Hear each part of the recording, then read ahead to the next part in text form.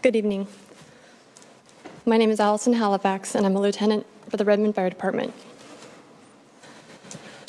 I've been in the fire service for 22 years. I've been thinking a lot about what to say to you tonight. It'll be the last time I have the opportunity to address you as your employee, as I'll be terminated shortly. The first thing I wanted to mention is that I was at the Bellevue Council meeting last night, and then at least they had the decency to say the Pledge of Allegiance. The second thing I was thinking to myself was, how do I get council's attention? So here it goes. I wish I had been born a tree in Redmond. Trees in Redmond get compassion. Trees in Redmond get advocates, people that love them and care about them.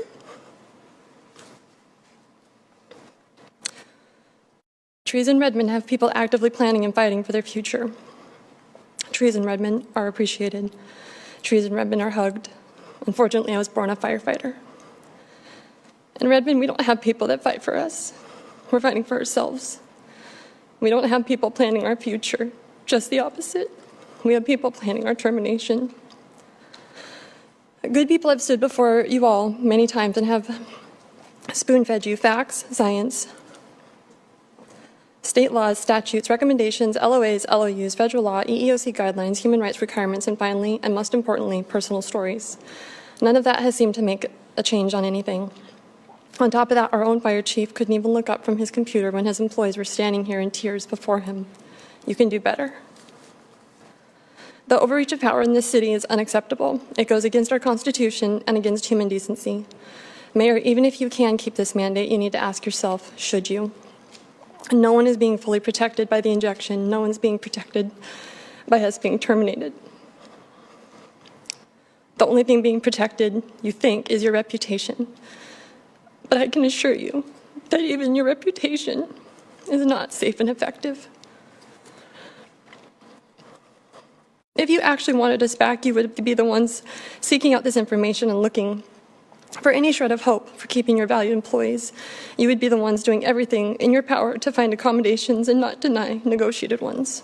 You would be the ones talking with other departments in the state and asking how they were able to keep their valued employees, but you haven't.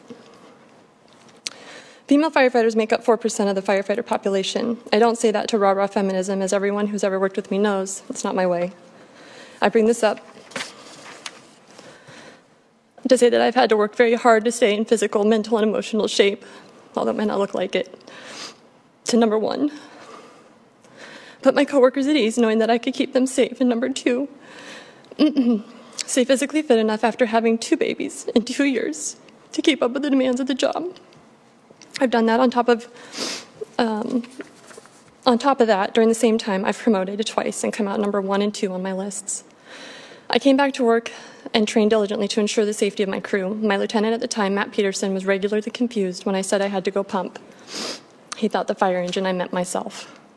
I had to store the breast milk in the community fridge at the station. I had to stay on my baby's feeding schedule while I worked 48 and 72-hour shifts. This included waking up during the small stretches of sleep we would get on duty and pumping while the rest of my crew got to sleep. It included pumping at the back of the fire engine after a fire and properly storing that milk because I was in a study with other firefighter moms. Our milk was being tested after fires for carcinogenic and other toxic materials so that we can ensure the safety of our kids. My family's made up of over 80 years of combined public service. We have police officers, dispatchers, and firefighters. And in conclusion? I'd like to say the Pledge of Allegiance. And in I pledge conclusion? allegiance to the flag of the United States of America and to the republic for which it stands, one